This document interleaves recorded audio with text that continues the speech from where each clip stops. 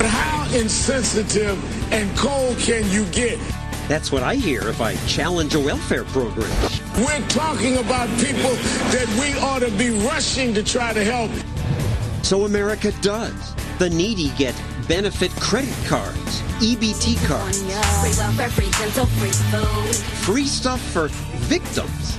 Bill O'Reilly gets this one right. No matter what the evidence, no matter what facts are presented, the liberal line will be the same. It's society's fault. Taylor Momsen blames her parents for her bad attitude. The Backstreet Boys' Nick Carter blames his drug binges on Paris Hilton. Lamar Odom's father blames his son's troubles on the Kardashians. Poverty stinks. Outside a welfare office, these people say they can't find work. Is it possible they're not really trying? Some of them, a lot of them are not. This woman works for the welfare office. And do you think you and Human Resources encourage people to be dependent? Yes, we do. So what should be done about that? I don't really know. I guess stop giving away the money and then they'll get a job. Selling victimhood. That's our show tonight.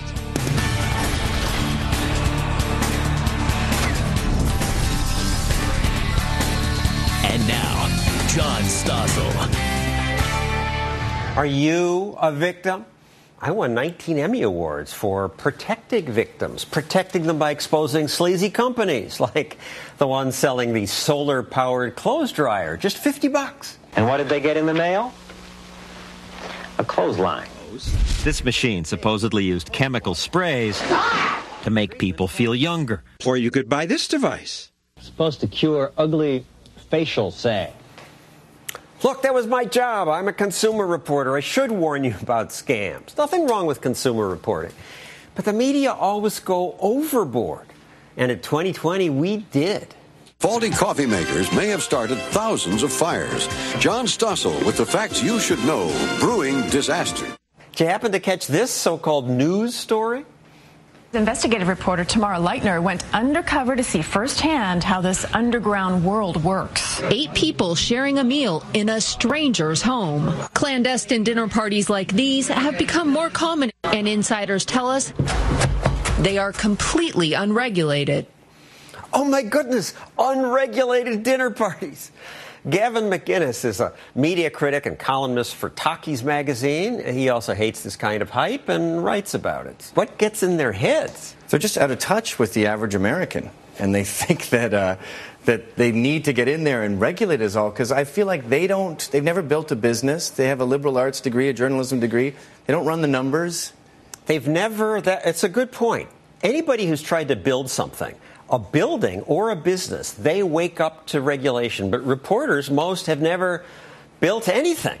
Now, I noticed they took the comment section down from the webpage at that news station. You called the reporter up and gave her some heat, I hope, and she said... She seemed dubious of my questions. She returned more questions. I mean, these people... She wouldn't answer the question, isn't this ridiculous? She wanted to know what my angle was or why I was asking questions with questions. I mean, one thing I find a lot of these reporters are scared of is being exposed. They're sort of like politicians. So when you stick their face up or when you call out their name, they're less likely to go on these witch hunts. Well, it was sweeps week, so undercover cameras to expose dinner parties. On to another scare. One of the more famous ones, partly because Julia Roberts won an Oscar portraying the hero, Aaron Brockovich. Hexavalent chromium can be very harmful. So it kills people. Oh, yeah. They dream about being able to watch their kids swim in a pool without worrying that they'll have to have a hysterectomy at the age of 20. Now, this was about a chemical leaked from a California power plant that was supposedly causing cancer, but it turned out it probably wasn't causing cancer. The California Cancer Registry studied cancer rates in that area and found no cancer in excess. I mean, people fall for this because it's intuitive to think being near a power plant is probably bad, or all this pollution and burning plastic is probably bad, or being stressed must lead to cancer.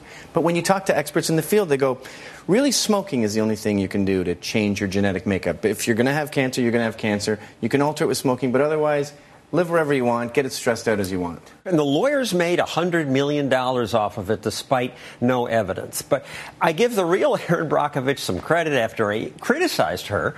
She and her boss, her lawyer boss, called me an idiot and a corporate shill.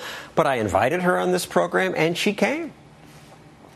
Californians have to pay more for electricity to pay off all these lawyers. It looks like a scam to me.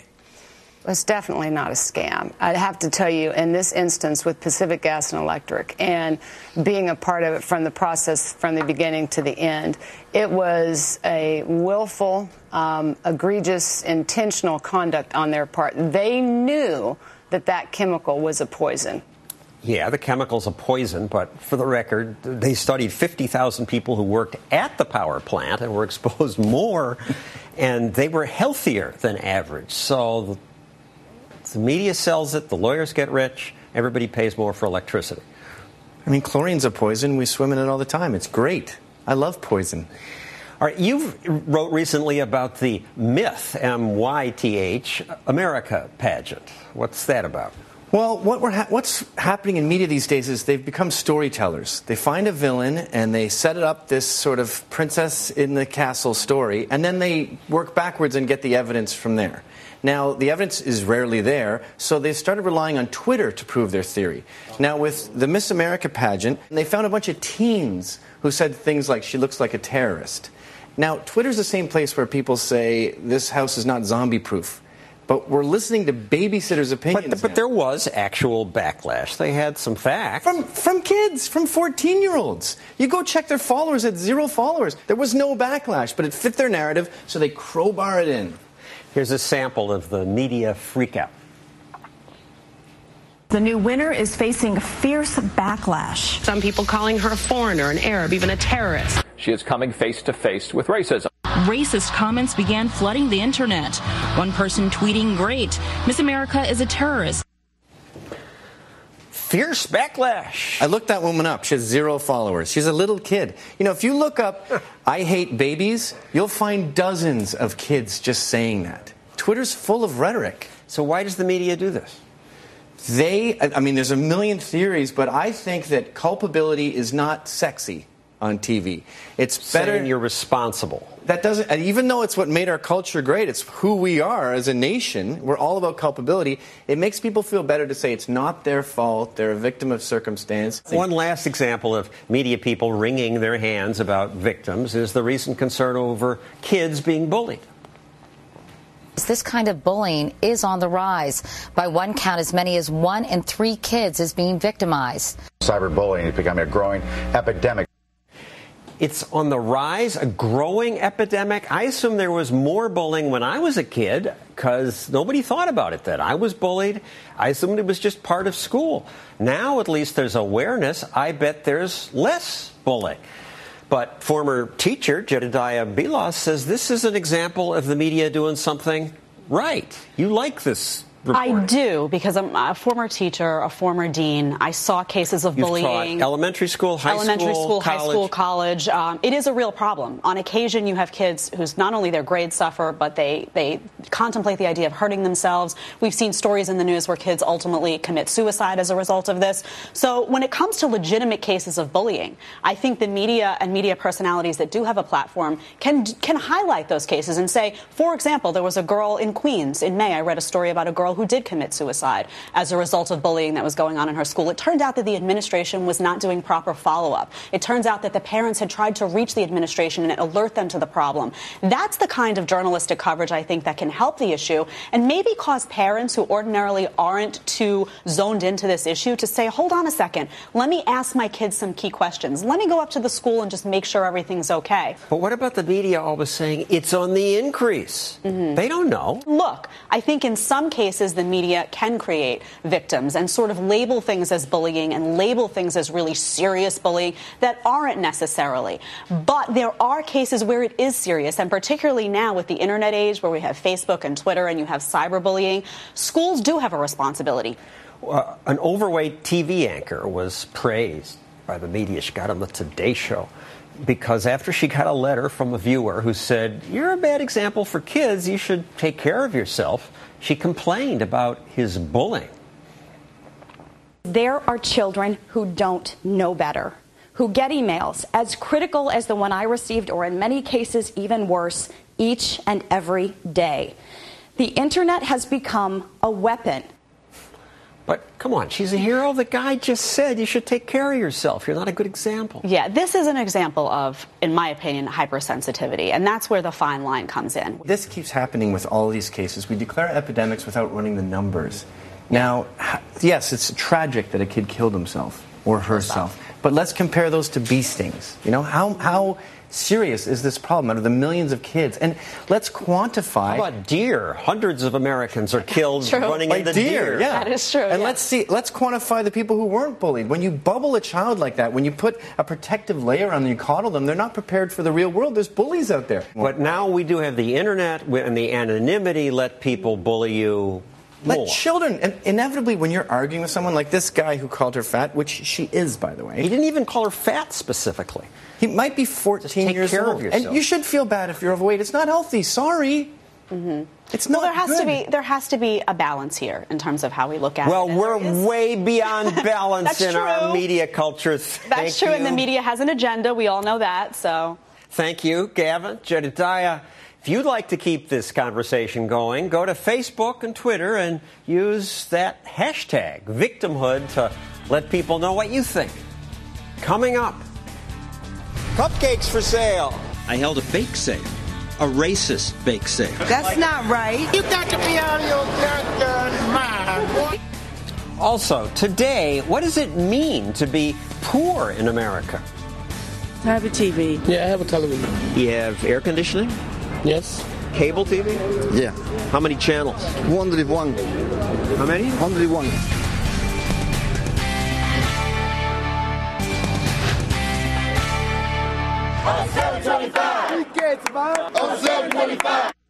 $7.25, $7.25 an hour. That's the federal minimum wage.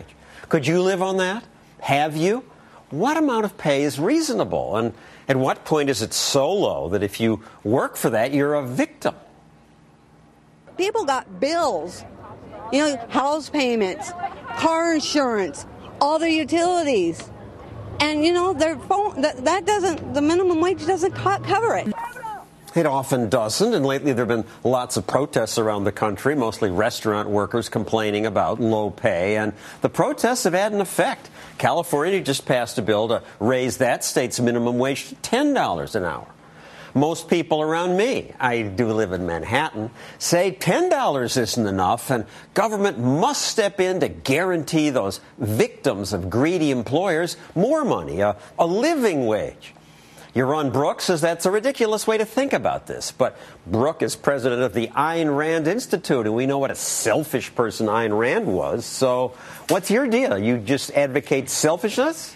Well, I'm advocating self-interest, that everybody should be self-interested. And in that sense, there are many people out there who are interested in working for these rates. And indeed, what happens when we set the minimum wage so high at $10 an hour, or whatever the rate happens to be, $7.25, is what happens to those people who don't produce at $10 an hour or don't produce at $7.25. What we create is a whole class of people who will never find a job. And who are those people?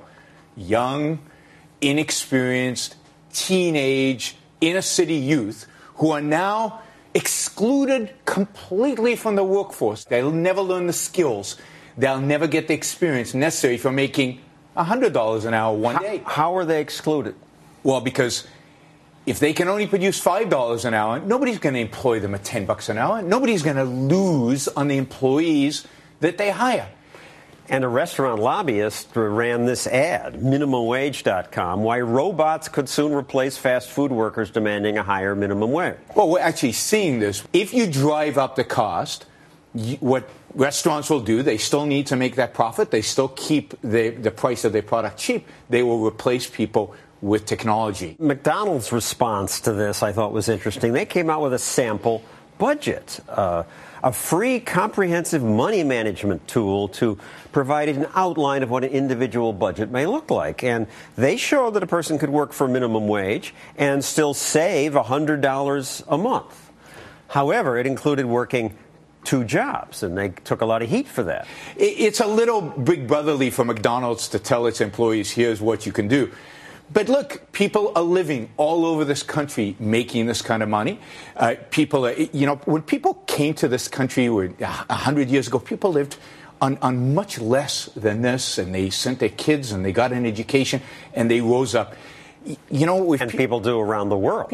Most people around the world live on much, much less. Government has no role in dictating our what government should be. has decided it does have a role. Well, it sure has. And as a consequence, you're seeing youth unemployment in this country close to 20%.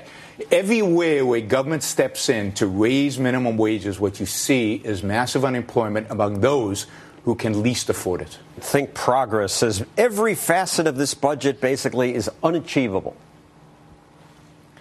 Many people achieve it. I mean, we all started somewhere. I make a lot of money today, but I started making probably less than a minimum wage. I was a foreign student, working in graduate school, making probably less than this.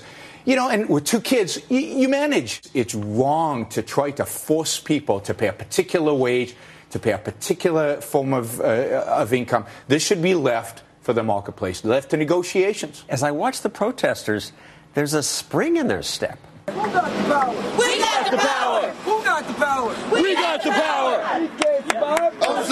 power.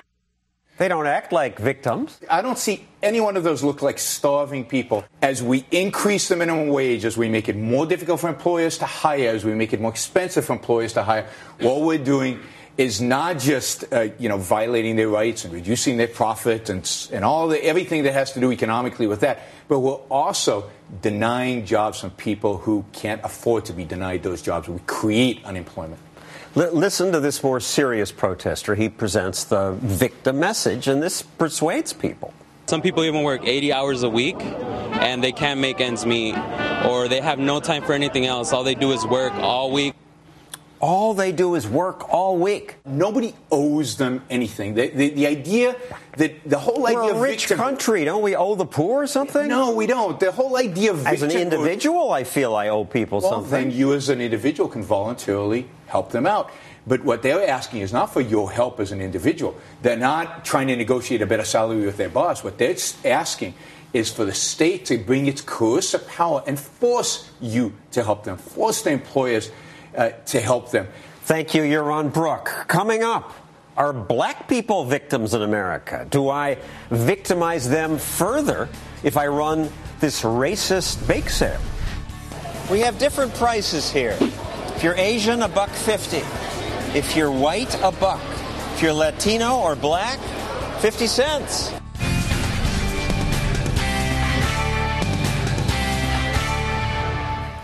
If any people have the right to label themselves victims, it's American blacks. First we had slavery, then state-required segregation, then continuing racial discrimination. But the author of Blacklash argues that this focus on the past is terrible for blacks. Deneen Borealis says blacks should stand up against destructive, progressive tyrants who promote victimhood. Destructive, progressive tyrants? Progressive policies are harming the black community, are failing public schools. Our unemployment is over 13%, over 40% among young black individuals. Yeah, they're victims. Stand up to these progressive policies that are not working. And I don't see them as victims. They're not victims. And that's the narrative that the left uses all the time to promote their big government agenda. They don't want to promote liberty, personal responsibility. They promote bigger government. They think government is the answer. You went to the NAACP annual meeting this summer. You heard a lot about victimhood. Throughout the entire meeting. Every speech? Well, listen, what I heard when I was there, it was an us versus them mentality. I didn't hear any solutions. I heard a lot of victimization, a lot of race card. The voter ID is racist. It's us versus them. If you were black, you don't stand a chance. And at that same NAACP conference where you were not allowed to speak, I should point out, Al Sharpton mocked people who say the election of President Obama means that America's past racism. Those that were saying that never was profiled in a department store. Those that were saying that was never pulled over on a highway. He has a point. A black man is more likely to be pulled over on the highway, profiled.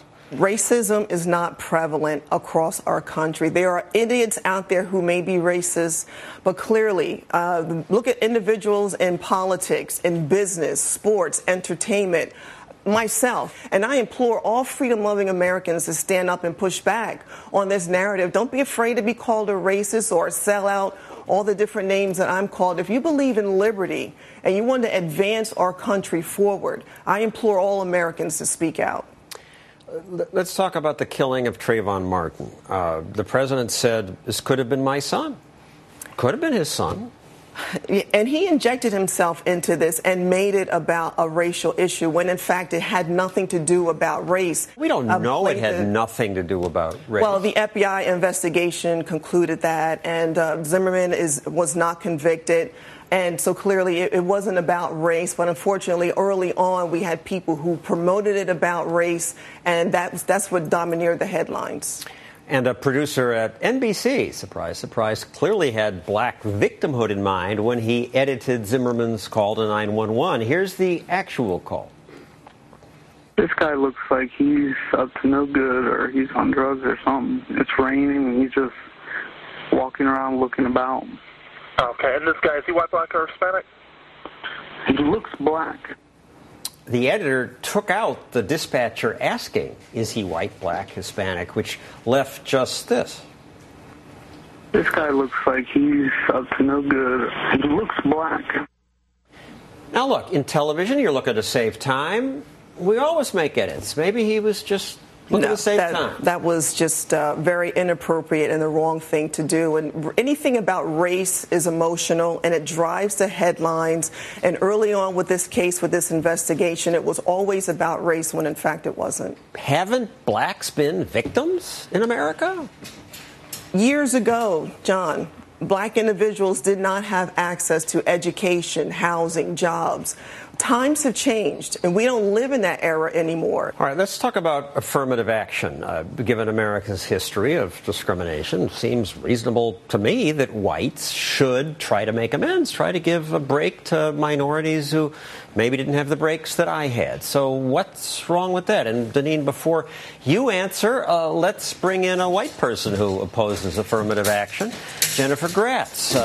She was denied admission to the University of Michigan, you say, because you are white. How do you know it was because of your race? Well, the University of Michigan and universities across the country are very proud of the fact that they use race in admissions to help some people and to hurt others. At the University of Michigan, when I applied... Well, they're not proud they hurt others. They just say they help some. Yes.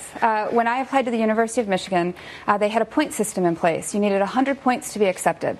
A perfect ACT or SAT score earned an applicant 12 points.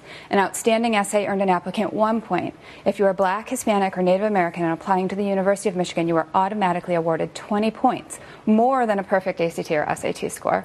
So it was very obvious how much of a factor race played. And so you sued over this and took it all the way to the Supreme Court, and you won. I did. But affirmative action still lives. Most colleges. Yes, it was a mixed decision where the Supreme Court said that race preferences could not be used in a mechanical way, so there could not be a point system anymore, but race still could be used as a factor for about another 25 years. If I get a job applicant, a white and a black, and they are equal, I probably would pick the black person, figuring this person had maybe to overcome something in the past. What's wrong with that? Well, I think that our decision making should be colorblind. I think that first of all, the chances of there being... What about the history of discrimination and special privileges for us whites? Well, I don't know of any special privileges that I have right now. There are 3 unintended victims of these policies. There are the people who get a preference to get into college and don't need it, and so or to get a job and don't need it, and their credentials are then questioned. Let's talk about that, because you sent us this video of a conversation with a 16-year-old girl. She had top grades, perfect SAT scores, and she's against affirmative action. This causes racial tension and racial division, because then the white people are going to say, oh, but we don't get preferences, we don't get advantages, and so they're going to resent the minorities. I'm going to get extra points because of what I look like. And I resent that because I don't want people looking at me and saying, well, maybe she just got in because of what she looks like and not because she's qualified. And I've heard that before, that how can you ever trust that this doctor deserves to be a doctor? Mm-hmm. If these policies didn't exist, we would know that the people who are in positions that hold our life in their hand are there because of their merit. The other victims, you say, are people who get the preferences and then don't do well in school. Correct. People who are qualified to get into a maybe second-tier school then are bumped up because of preferential treatment, and they get into a top-tier school, and then they don't do well, and they end up with a considerable amount of debt and student loans, and oftentimes they drop out. So now they've got debt, they don't have a degree, and they feel horrible. They don't feel successful, and we would be much better off having kids go where they're prepared to go, where their qualifications say that they are ready to go, and graduate and get a degree and feel like a success. And the third category is this message of victimhood. Yes, the race hustlers of the world, the Jesse Jacksons, the Al Sharptons. If you're told a victim, if you're told that you're a victim, you start to act like a victim. Exactly, right. Exactly. You act like a victim, you become a victim, and it becomes an us versus them type of mentality, which I know you talked about earlier. And to raise people's consciousness about affirmative action, I once ran a racist bake sale. Cupcakes for sale. My price list said Asians had to pay $1.50, whites $1, Latinos and blacks just 50 cents. That's not right. You got to be out of your goddamn mind. Close down. That's stereotyping. It is stereotyping. That's not right. But it is the same principle, right? Well, you got their attention. But let me just give you a quick example. And I should say, once we had a conversation, people were saying, I hadn't thought of it that way. Frederick Douglass was born a slave. He escaped slavery. He's self-educated. He was involved in politics. He was an advisor to presidents. He disdained affirmative action and special treatment. And so if he is someone that can do it and be successful, anyone can with hard work. The bake sales, I think that they highlight the hypocrisy. You can't be for race preferences in college admissions, public contracting, public jobs, and then call what you did outrageous. Thank you, Jennifer and Deneen. More on so-called victimhood coming up. Welfare free, dental free food.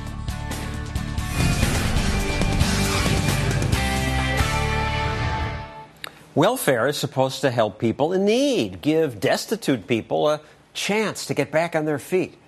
But that's not what usually happens, says former welfare recipient Star Parker. Star, what do you mean? Well, I think what has happened is the poor have been conditioned to adopt a slave mentality. I don't own myself. I am not free. And it's very sad in a free country that we are even calling ourselves poor. I got caught up in it, and a lot more people are getting caught up in it today because the goodies are getting much broader and much more expensive to the taxpayers. People who get government aid often say the solution to their problems is more government aid. Here's what I was told outside a food kitchen in Harlem. Poverty stinks. Give us more jobs and more opportunities for those less fortunate. Government should just create jobs. Create jobs, yeah. Create more jobs. More food stamps. More food stamps. More welfare. More welfare. And on and on. It's this impression that goods come from government. Right. Well, that's the disconnection. I never thought about it when I lived on welfare. And the reason I say better is because we've also taken the shame out. So you can live taxpayer dependent, and no one will even know it. The housing for the poor is improved when it comes to what they look like. You can't even tell that it's government paid for. But you say you lived pretty well when you were on welfare.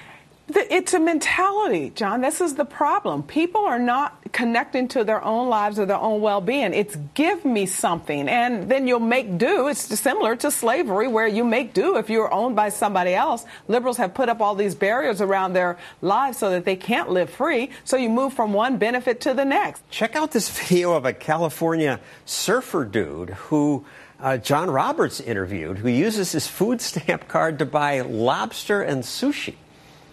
$200 a month, and you just go like, boom. Thank you for shopping with us. Just like that. Please remove your bags. All paid for by our wonderful tax dollars. He said he had no interest in getting a job. That's just not something that appeals to you, though. Not whatsoever. And you worked the system when you collected. Why not just hang out at Venice Beach all afternoon? And yeah, I did it for a long time. And it wasn't until a Christian conversion that I changed my life and engaged in my own well-being. But work is hard, and that's why we don't want to reward ill behavior. The government's welfare bureaucrats usually claim that they're saving people, but once outside welfare office, I was surprised to find one who admitted that what she does leads people not to bother to look for work. Do you think you and Human Resources encourage people to be dependent? Yes, we do. So what should be done about that? I don't really know. I don't really know. I guess stop giving away the money and then they'll get a job. And you work for the government. That's right. That's a pretty unusual reaction. No, it isn't. Don't work, don't save, don't get married. That's the means test. That's the rules of welfare. The day that my caseworker was... don't admit that usually, do they? When you were collecting, weren't the people serious? Well, no, they weren't serious, but they didn't admit it out in public, maybe. My caseworker is the one that told me that if anyone ever asked, did she come to my house to make sure that I didn't live beyond what they were paying me, just pretend that I did, because she wanted to go to lunch with her girlfriends. She's part of the problem. One aspiring actress who lives in a poor neighborhood in Los Angeles made this video mocking the welfare system. State of California, I need to warn ya. Free welfare, free dental, free food. Mama say she can't take me to school.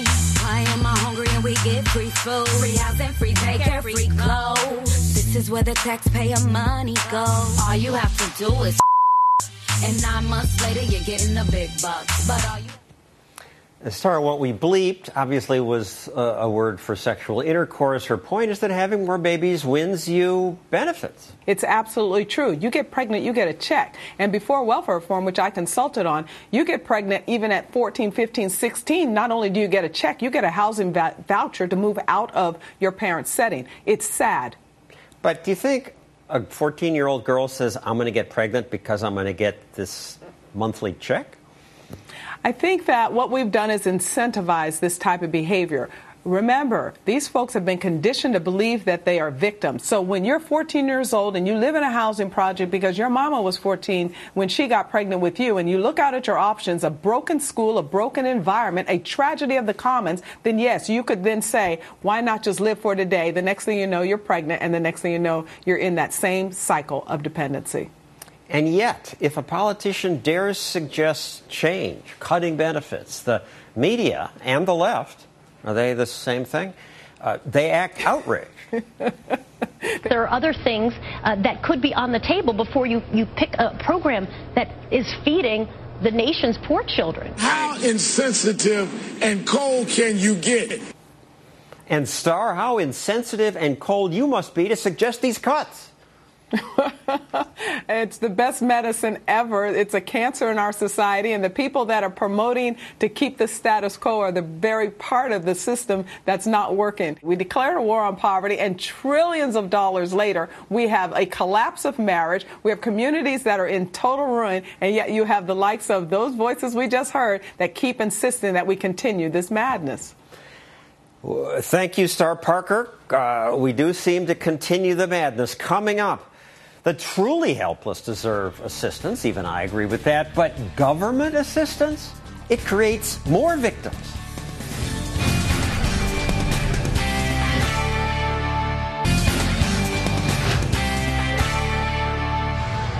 Are you disabled? So disabled you can't find work? I'm a stutterer. Had today's disability laws existed when I began work, I wonder, would I have overcome my stuttering problem? Or maybe I would have just given up, collected a government check. So I'm glad today's disability laws didn't exist then, because without them I struggled, and I'm here. Things are good. But the laws do exist now, and coincidentally, more Americans say they are disabled. Tad DeHaven from the Cato Institute studies this, and you found what? Well, a couple years ago, I'm at Walmart, and I overhear a conversation between two women. And I hear the one woman say to the other, I could take the pay cut, or I could just go for disability. And it really struck me, and as an analyst who delves into various government programs, I thought she spoke of that as if it was just a either or. So I went home and looked at it, and here the numbers have exploded. And when you start looking at the program, we're not more disabled in this country. We're not a blue-collar economy anymore, and we have all this assistive. Yeah, more people are working at home. There's less manual labor. Exactly. So how could we be spending all this more money for disability, have all these people applying for disability? And when you say all these people applying, you have the Cato chart that shows the money spent the last 50 years. People say, oh, when the economy gets better, then it goes down, but it barely went down in the 80s when the economy improved a bit. It basically has just gone steadily up. You've had a liberalization in eligibility going back to the 1980s that's really showing up now. But you have parents, poor parents, trying to get their kids on psychotropic medications in the hopes that they'll better increase their odds of qualifying for a check that goes to dad and mom. And so you're putting kids on drugs. Your neighbor gets it, you start to feel like a sucker if you don't. Look at the message being sent to them.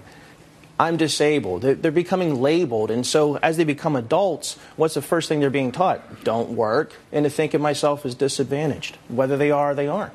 And disabled used to mean you were paralyzed, perhaps. You had a severe injury. Now it means what? Depression, back pain, Sean, stress? It's like any other government program. You start off with good intentions, and then it becomes something that it was never supposed to be. The original disability insurance program was supposed to benefit those ages 50 to 64 as basically a transition into regular retirement. Since the 1980s, you've seen a 300% increase in awards for what back pain, mental issues, what they call non-exertional restrictions. And so I'm going to my chiropractor tomorrow. I have a pinched nerve, I have compressed disc, and quite honestly, trying to take on the government's driven me nuts. I think there's a good chance I could qualify if I pressed it hard enough. And it used to be that they were paralyzed. Today, most of the claims are things like anxiety, stress, back pain, nebulous diagnoses. And it's very subjective. One other reason more people collect disability handouts is that lawyers make big bucks promoting them. If you're disabled and can't work, you need Social Security disability benefits. But don't try getting them on your own. We help people get disability benefits. It is important that you act now. Call 1-800-WIN-WIN-1. My law firm has collected over $350 million for injured people. Not billion. $350 million. Yes. Sometimes when I'm at the gym and I notice program after program contains these commercials for these folks. They don't make a ton of money, especially these specialty law firms. But if you run enough Binder and Binder made $88 million, according to the Wall Street Journal, in just 1 year. About a decade ago, the government made it easier for non-lawyers to represent people in appealing a claim. So they hire a bunch of cheap non-lawyers and such, and they rush people through the system. They figure out the system. They collect little bits of money. It adds up if you get enough people on. And you pay. Thank you, Tad. Coming up, a doctor composing rap music to try to fight victimhood. The brain we think with and the hand we write with. Focus on the positive. Now it's time to have courage, and take responsibility for your actions and live your life the way it should be lived. Live your life the way it should be lived. That music is not from a professional singer. It's from a doctor who works at a clinic in Ohio, Anthony Atkins. So you got this idea from the kids you saw? I got this idea from working with the youth. It started in Lima, Ohio. I'm working in Fast Track ER. And a lot of the kids were coming with problems, teen pregnancies, STDs, guns, drugs, and things of that nature. And we just developed a bond, and I started talking to them. And you would say to these kids, why do you live like this? You weren't just a polite doctor. They're very straight up with me. And sometimes they didn't have a way to go. And so I decided to use the rap music the way they use it and listen to it to teach and educate, and that's what we do. And in response to teen pregnancy, let's play a clip from your song titled, What If? Thank you. What if you get me pregnant? Would you accept responsibility or try to up and leave and disappear on me? Responsibility have to be mad, cause I will look you in your eye and show you boo I ain't lying. And do you really think this will make a difference? It's hard to think your music could make a difference. This is new. This is medicine and music. And yes, given the chance, I guarantee you to make a difference. Some of the kids will come back after certain shows and say, Doc, I am so glad you spoke to us this way, because a lot of people are not doing it. You keep it real with us, you keep it straight with us, and we love it. Well, thank you, Dr. Atkins. His songs are directed to the black community, but I should be clear, this show isn't singling out minorities. Most so-called victims in America are white people, and many are affluent. Caroline Biden, Joe Biden's niece, was arrested recently for throwing a punch at a cop. The New York Post says she's addicted to alcohol and pills, but rather than take responsibility for her actions, she blamed them on the pressure she faces because her uncle is the vice president. Give me a break. America succeeded because it was founded by people who were the opposite of victims, people with grit. Overcoming obstacles is the route to prosperity and happiness, too. So 3 cheers for Dr. Atkins and for all of you fighting to be anything but victims. That's our show. See you next week.